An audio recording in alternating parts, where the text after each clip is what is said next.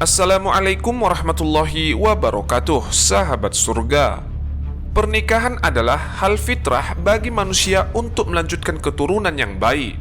Kebutuhan ini sudah semestinya melalui cara-cara yang sah dengan melakukan akad pernikahan.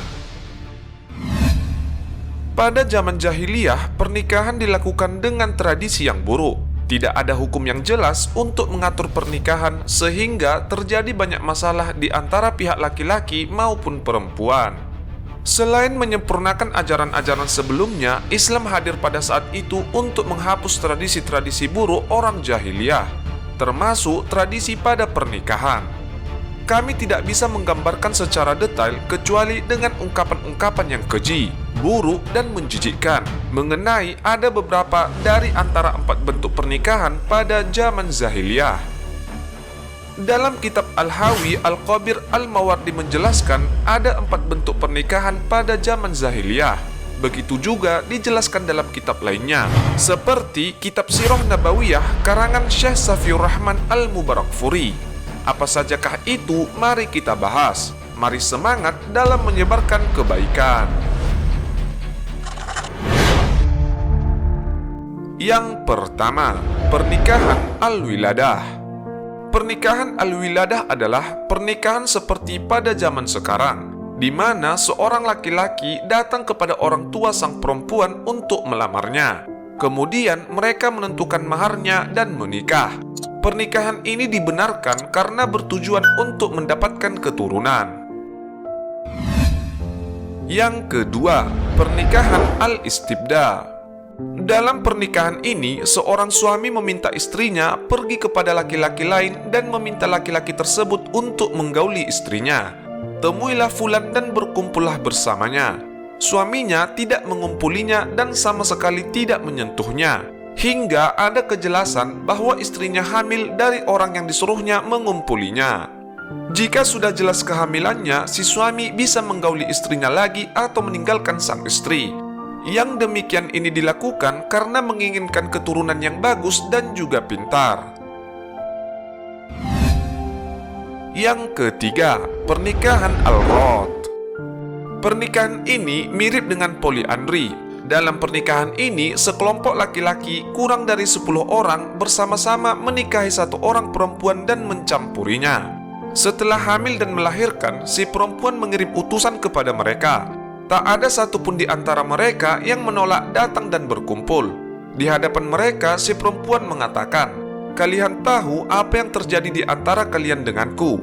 Kini aku telah melahirkan, dan ini adalah anakmu, hai fulan," sambil menyebut namanya. Si perempuan menasabkan anaknya kepada seorang laki-laki dan laki-laki itu tidak bisa menolaknya. Yang keempat, pernikahan al-rayah. Pada pernikahan ini, sejumlah laki-laki datang ke tempat perempuan dan perempuan ini tidak menolak kedatangan mereka. Para perempuan ini adalah pelacur.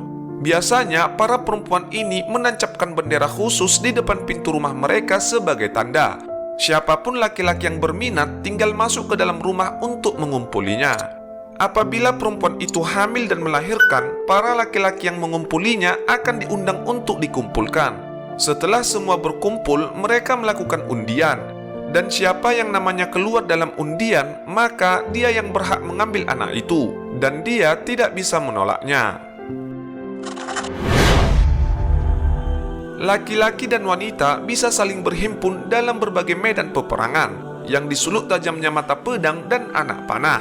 Pihak yang menang dalam peperangan antara kabilah bisa menawan para wanita pihak yang kalah, lalu menghalalkan menurut kemauannya. Namun anak-anaknya akan mendapatkan kehinaan selama hayatnya. Di antara kebiasaan yang dikenal akrab di masa jahiliyah ialah poligami, tanpa ada batasan maksimal. Beberapa pun banyaknya istri yang dikehendaki, bahkan mereka bisa menikahi 2 wanita yang bersaudara.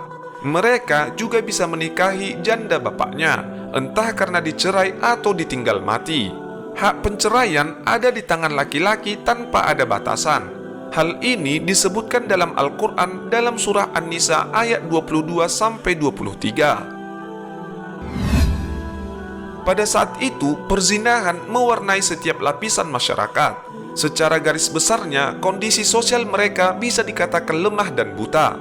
Kebodohan mewarnai segala aspek kehidupannya. Dan setelah Allah Subhanahu wa taala mengutus Nabi Muhammad SAW, masyarakat pun mendapatkan peringatan dan bimbingan yang baik. Juga semua bentuk pernikahan yang diganti dengan pernikahan ala Islam.